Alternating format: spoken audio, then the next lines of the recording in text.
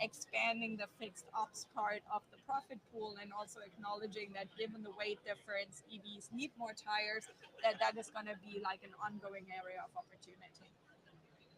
You mentioned EVs. Wanted to ask you, I know it's early days under the Trump administration, but what are you thinking, might happen with some of the EV rules and really how that would then spill into EV sales? Are you expecting there to be any change to kind of, number of EV sales this year?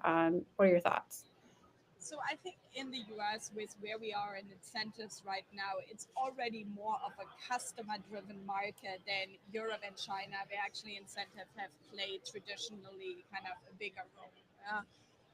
And so I think the number of EV sales we have seen last year is actually, I think, a relatively fair reflection of true customer demand for the product at the price points at which these vehicles are available in the market.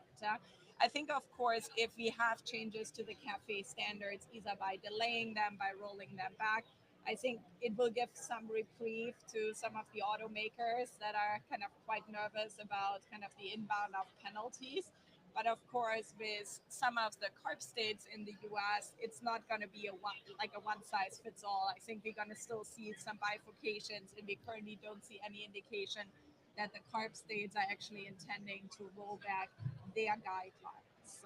I think one thing that's interesting is in like areas like Canada, it's really based on where the car is registered, not where the car is sold. In the US, it is where the car is sold, and that of course potentially introduces. And I know some dealers are concerned about that, who are close to a non-CARB state, around if they face the regulatory pressure, but the players around them don't, and customers traveling out of state, purchasing out of state, and then bringing the car back. And so I think there's a little bit more to be done to even the playing field and not have kind of disproportionate impact. Um, but I think there's also some customers who now like the EV for certain use cases. And so we don't see those customers going back. We actually did a piece of research at the end of last year, and it showed that there was a group of EV buyers who said, my next car is actually going to be an internal combustion engine again, because I'm not happy about range. I'm not happy about the convenience of charging. I want to do long road trips. And so I think we're going to see a bit of a bifurcation of the customers who like it, who will lean into the product, who will continue to consume it, and who will be excited about the fact that there is more OEMs, that there are more choices out there for them to benefit on. And then I think the customers who historically were driven by incentives or by a regulatory push, I think we'll see kind of those customers to kind of continue to sit on the sidelines and watch it play out.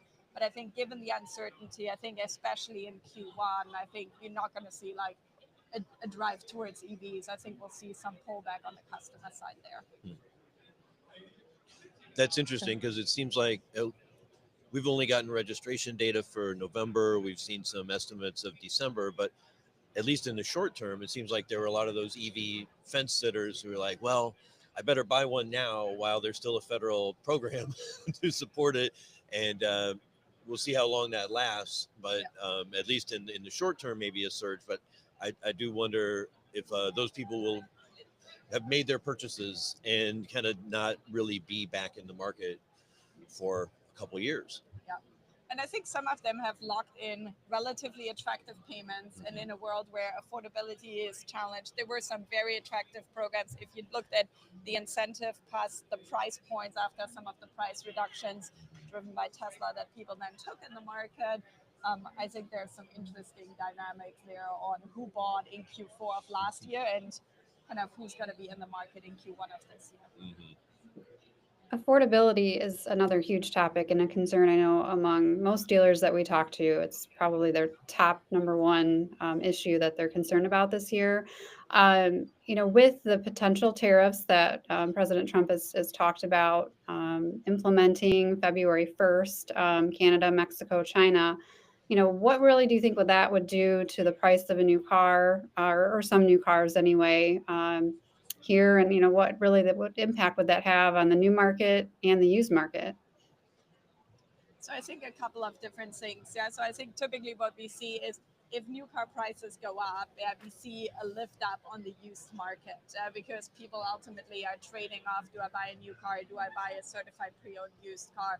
And so whenever new car pricing goes way out of whack, we typically see customers see some lift up on the used car prices side as well. And so I think if tariffs significantly impact new car prices, we would be amiss to not expect some of this carrying through into the used car market.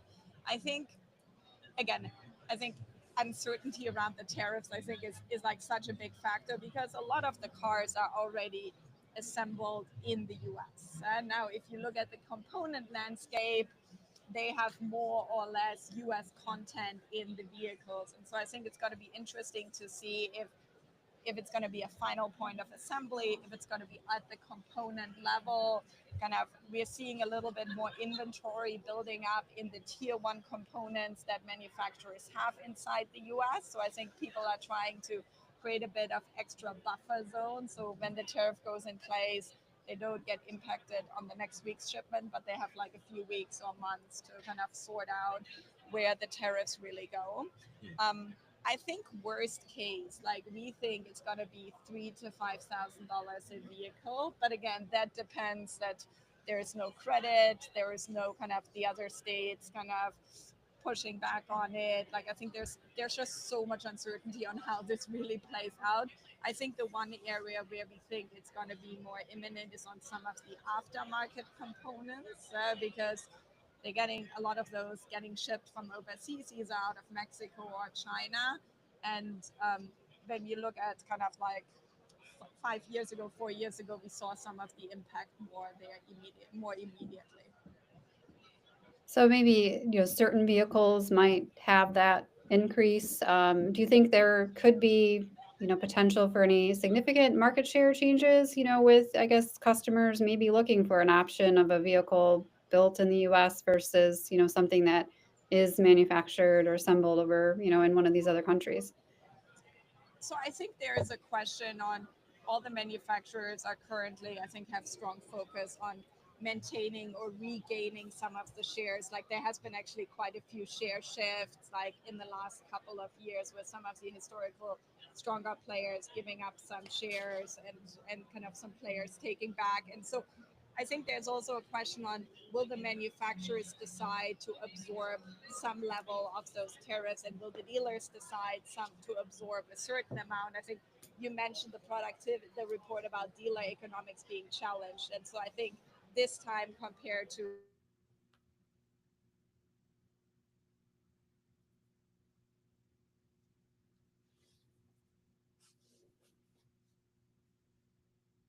changes, I think the manufacturers might choose to absorb some of it and think about it almost more like instead of my red general incentive dollars, I'm also kind of absorbing some amount of tariff.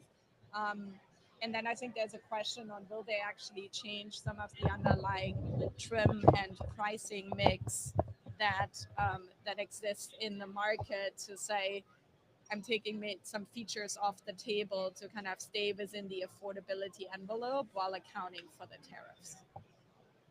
Okay, we're almost out of time. I do want to make sure to let you know about a few of the things going on here at Automotive News.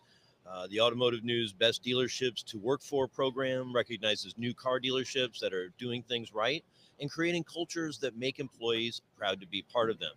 Again, this year, there are more ways to be recognized, such as newer categories, the opportunity for dealerships with as few as 15 employees to be considered, and an expanded list of 150 winners. Automotive News partner Workforce Research Group measures workplace satisfaction using confidential employee surveys and management information. To be considered for the 2025 list, dealerships can scan the QR code in their latest issue of Automotive News or register at bestdealershipstoworkfor.com by April 18th. Winners will be recognized in October. We also have the 40 Under 40 Awards to honor our retailers, younger retailers. That one, the nominations for that are due by March 14th. Nominees must be born after July 14th, 1985. Okay, Melissa, do you have one final question?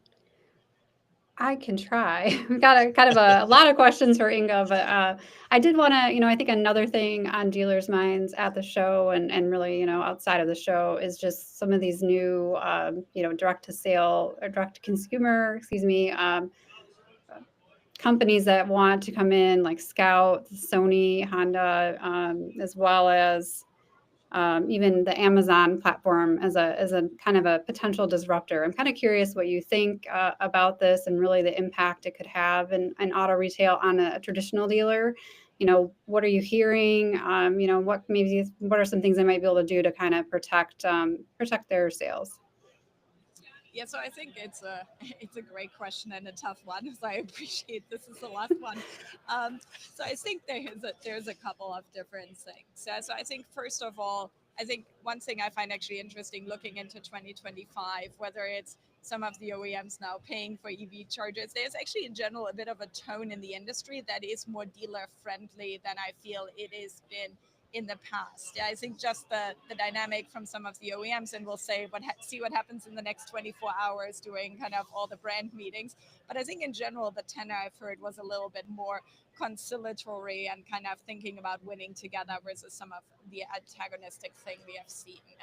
I think on the direct to consumer models, there's definitely a lot of kind of dealer concern around it. And I think there's a difference for me between a Scout model, which is truly going direct, versus an Amazon model, which is almost a little bit of a different classified layer that then ultimately still has the dealer as kind of the fulfillment mechanism. And I think what we tell dealers is to really think about a kind of owning the customer data. Yeah? So whether you're partnering with any of the classifieds, whether you're partnering with an Amazon, how do you think about it really kind of being the ultimate kind of touch point, being in control of the data, having good hygiene in your CRM, engaging with the customer in a meaningful way, not just at the point of sales, but through the ownership life cycle.